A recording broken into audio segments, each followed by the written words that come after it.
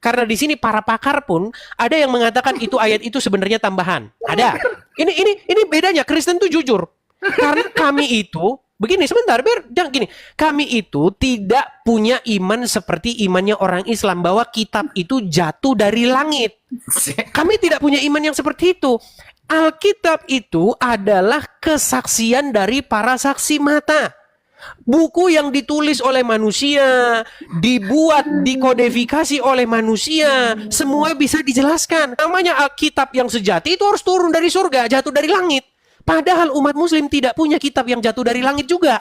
Umat muslim juga kitabnya karangan manusia, dibuat, ditulis oleh manusia dalam Adakah data ya di dalam manuskrip tentang keterangan satu paragraf ini? Manuskrip yang lebih tua daripada, daripada Sinaiticus. Karena Sinaiticus itu yang paling lengkap. Yang paling lengkap kan Sinaiticus tuh. Kalau kita buka nih, misalnya Sinaiticus ya. Kalau kita lihat di Sinaiticus.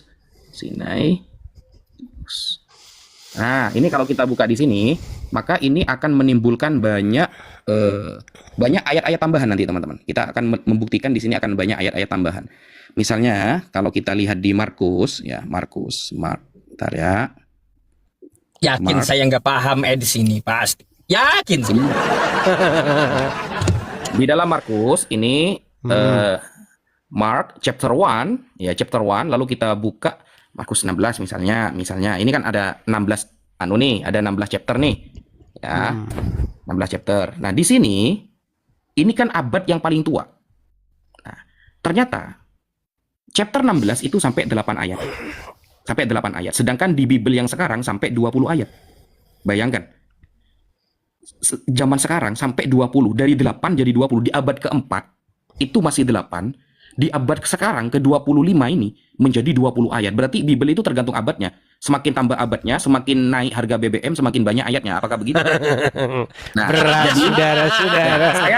Saya pengen nanya. Baik. Saya pengen nanya, yang lebih tua dari ini, ya, ini kan abad keempat, yang lebih tua dari ini, yang menambahkan hingga 20 ayat, ada nggak dalilnya? Saya tunggu sampai Dajjal keluar 2 kali. Sekian, terima kasih. Baiklah. Baik, pertama saya tanggapi ya. Saya besarin Sob. Uncup, baik. Terima kasih. Pertama-tama, sekali lagi ya, saya harus mengatakan dan saya tidak capek-capeknya mengatakan, Ustadz Wafi, berhentilah menyesatkan umat. Kenapa? Karena ayat Al-Quran itu sendiri berkata, jika kamu ragu-ragu tentang apa yang kami wahyukan kepadamu, di situ tidak ada jika kamu ragu-ragu tentang Injil Matius, Markus. Memang bukan itu. Memang jika kamu ragu-ragu tentang yang diturunkan. Yang diturunkan itu apa sih? Yang diturunkan itu kan dari Al-Fatihah sampai Anas. Betul? Kan itu yang diturunkan kepada Muhammad menurut iman orang Islam.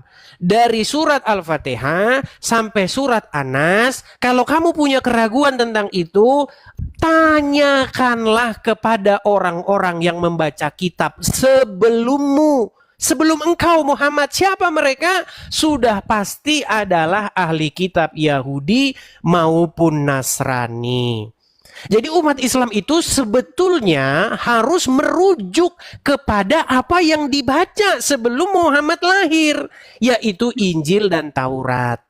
Tetapi sayang seribu sayang, sangat-sangat menyedihkan bahwa umat muslim telah terprovokasi atau telah dicokoki sebuah dogma bahwa kalau mereka mau memahami Al-Quran, mereka harus merujuk kepada kitab-kitab yang diturunkan sesudah Al-Quran.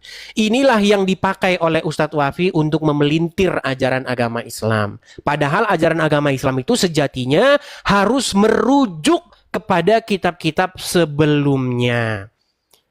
Nah, makanya umat muslim sekarang malah di rumahnya itu yang ditemukan itu adalah kitab-kitab sesudah Al-Quran.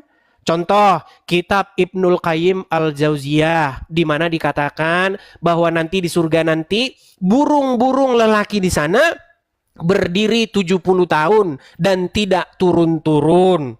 Sehingga apa? Sehingga akhirnya ceramahnya isinya kayak begitu-begitu. Nah, kemudian yang kedua, Ustadz Wapi jangan tutup kamera, nampaknya dia udah malu ini, saya bongkar kedoknya ini. Saya lagi Jangan begitulah. saya lagi Harus ngerokok. menyimak dong. Saya lagi ngerokok. Baik, yang kedua, kemudian mengenai ayat-ayat Quranik. Sebenarnya ya, ini sekarang saya pakai metodenya bedakan tafsir dengan peristiwa yang terjadi. Kita harus bisa membedakan itu. Kalau peristiwa yang terjadi ini, saya bacakan. Saya balik dulu kamera saya ya. Apa sebenarnya yang terjadi? Apakah benar setan pernah menyusupkan ke dalam mulut Muhammad sesuatu yang menyebabkan sesuatu itu akhirnya dinasakh atau dihilangkan? Perhatikan. Nih ya.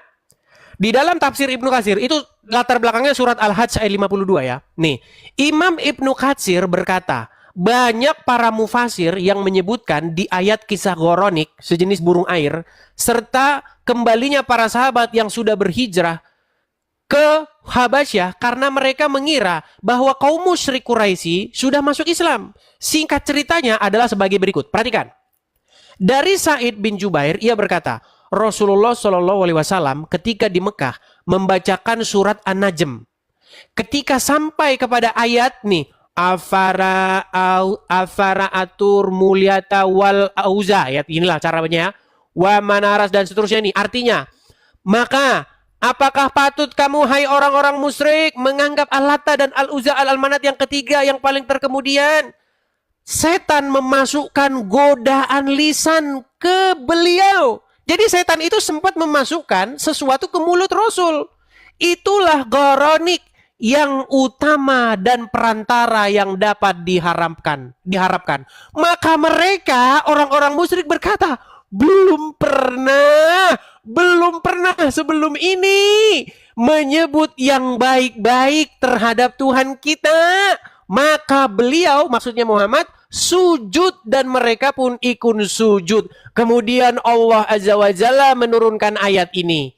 Dan kami tidak mengutus seorang Rasul dan tidak pula seorang Nabi sebelum engkau, wahai Muhammad. Melainkan apabila dia mempunyai suatu keinginan, setan pun memasukkan godaan-godaan tersebut ke dalam keinginan itu. Tetapi Allah menghilangkan apa yang dimasukkan setan itu. Dan Allah akan menguatkan ayat-ayatnya. Ini bercerita bagaimana, saya balikan. Ini penting sekali loh ini. Nih saya balik. Ini sangat-sangat penting dan ini vital. Ini ada tulisan ini kenapa sob? Ini di muka saya ini. Baik, dengarkan. Ini sangat penting. Kenapa? Karena ini mengindikasikan bahwa Muhammad pernah salah ucap. Sebenarnya Muhammad salah ucap itu dikonfirmasi oleh hadis. Pernah suatu kali Muhammad bertemu dengan para petani kurma di Madinah. Muhammad melihat, ngapain ini orang-orang para petani ini? Apa yang mereka berbuat ini? Sahabat berkata, mereka mengawinkan benang sari dan putik. Lalu apa kata Rasulullah? Apa yang mereka perbuat itu sesungguhnya tidak ada gunanya. Jikalau pohon kurma itu dibiarkan begitu saja, maka kurma itu pun akan baik-baik saja tumbuhnya. Maka mereka mengikuti perkataan Muhammad, lalu apa yang terjadi? Mereka mengalami gagal panen. Ketika mereka mengalami gagal panen, Muhammad datang lagi untuk kedua kalinya ke kota tersebut. Apa yang terjadi kepada pohon-pohon kurma kalian sehingga tumbuh dalam keadaan seperti ini? Mereka berkata, ya Rasulullah, bukankah engkau telah berkata begini dan begitu? Lalu Muhammad berkata, engkau lebih mengetahui urusan duniamu. Inilah yang mengindikasikan bahwa Muhammad, kembali ke tema kita, tidak pantas dijadikan suri tauladan. Kenapa? Karena dia mempunyai banyak kesalahan. Salah ngomong. Wahyu pernah salah ngomong. Sehingga dikatakan bahwa Quranik itu, putra-putri Allah itu adalah yang terhormat, yang membantu menyampaikan pesan-pesan mereka. Sehingga orang-orang Quraisy sujud bersama-sama dengan Muhammad. Tuh, yang pertama. Yang kedua, masalah petani kurma. Muhammad salah ngomong. Dia bahkan berkata, engkau sesungguhnya lebih mengerti urusan duniamu. Terus, mengenai satu lagi, di mana ada pengemis buta. Ya, yang dikatakan anaknya Ibnu Maktum. Siapa itu tadi namanya itu? Berkata bahwasanya, kalau ada seorang buta datang kepadamu ya Muhammad, engkau berwajah masam. Padahal barangkali ia ingin mendapat pelajaran. Barangkali ia ingin mendapat petunjuk. Tetapi jikalau pembesar-pembesar Quraisy datang kepadamu, engkau melayaninya. Ini jelas sekali teguran kepada Muhammad.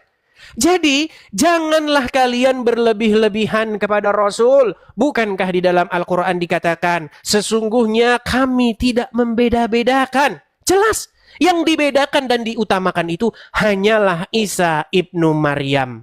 Bahkan Isa ibnu Maryam adalah anak Allah di dalam Al-Quran. Saya bisa membuktikan.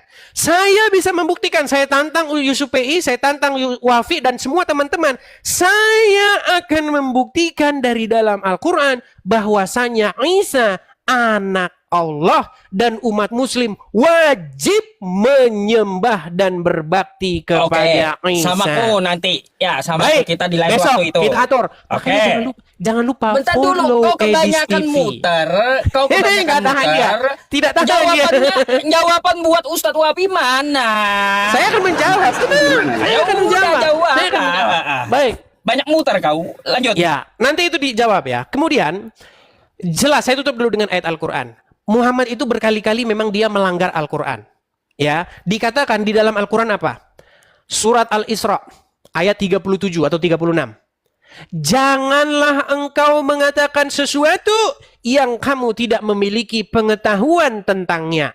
Jelas ayat ini dilanggar oleh Muhammad. Karena apa? Karena apa yang keluar dari mulutmu, sepatah kata pun akan dipertanggungjawabkan perbuatannya. Muhammad berkata kepada para petani kurma, apa yang kalian perbuat itu tidak ada gunanya, diikutin. Malah mereka gagal panen. Inilah Muhammad mengatakan sesuatu yang dia tidak memiliki pengetahuan tentangnya. Dan banyak lagi contoh-contohnya. Jadi jelas sekali, janganlah kalian melebih-lebihkan Muhammad. Karena Muhammad itu berdosa dan dia tidak patut dijadikan sebagai junjungan, sebagai suri tauladan. Ya, kita itu harus membuat diri kita mirip dan segambar dengan Yesus. Jangan mirip dan segambar dengan Muhammad karena kita nanti akan berbuat dosa. Nah, kemudian tadi mengenai Markus. Di dalam Injil Markus pasal yang ke-16, seharusnya itu sudah berhenti di ayat bagaimana di situ perempuan-perempuan yang datang ke kubur Yesus dan menyaksikan di situ kubur itu telah kosong. Kemudian ada ayat tambah-tambahannya di situ yang dikatakan itu ayat sisipan. Begini. Yang pertama-tama kita harus pahami, Yusufanu, Wafi. Tunjukkan Gimana? data ya. Tadi kan sudah kamu tunjukkan. Berdasarkan manuskrip-manuskrip yang ada, seharusnya Injil Markus itu berhenti di pasal 16 ayat yang ke-8. Kemudian ada ayat tambahan, ada beberapa satu paragraf itu yang merupakan tambahan. Betul? Jadi gini. Tambahan Wafi, ya. Begini Wafi, begini. Datanya gimana? Itu pengambilannya dari manuskrip mana yang lebih tua dari Baik, Markus? begini Wafi, jangan lupa bahwa Injil itu bukan hanya Injil Markus saja. Injil itu ada Injil Matius, ada Injil Lukas, ada Injil Yohanes. Jadi sekalipun tuduhanmu itu benar bahwa ayat Injil Markus hanya berhenti di pasal 16 ayat ke-8, kemudian yang lain itu adalah ayat tambahan, seandainya itu benar, karena di sini para pakar pun ada yang mengatakan itu ayat itu sebenarnya tambahan. Ada. Ini bedanya, Kristen tuh jujur. Karena kami itu begini, sebentar, jangan gini. Kami itu tidak punya iman seperti imannya orang Islam bahwa kitab itu jatuh dari langit. Kami tidak punya iman yang seperti itu. Alkitab itu adalah kesaksian dari para saksi mata. Buku yang ditulis oleh manusia, dibuat, dikodifikasi oleh manusia, semua bisa dijelaskan. Kami tidak percaya dengan buku yang jatuh dari langit, padahal bukunya juga karangan manusia. Karena begini teman-teman, banyak orang muslim berpikir bahwa yang namanya Alkitab yang sejati itu harus turun dari surga, jatuh dari langit. Padahal umat muslim tidak punya kitab yang jatuh dari langit juga. Umat muslim juga kitabnya karangan manusia, dibuat, ditulis oleh manusia dalam rapat yang dipimpin oleh Utsman bin Affan. Kitab Al-Quran sesungguhnya adalah kitab yang dibuat jauh setelah Muhammad meninggal dunia. Begitu.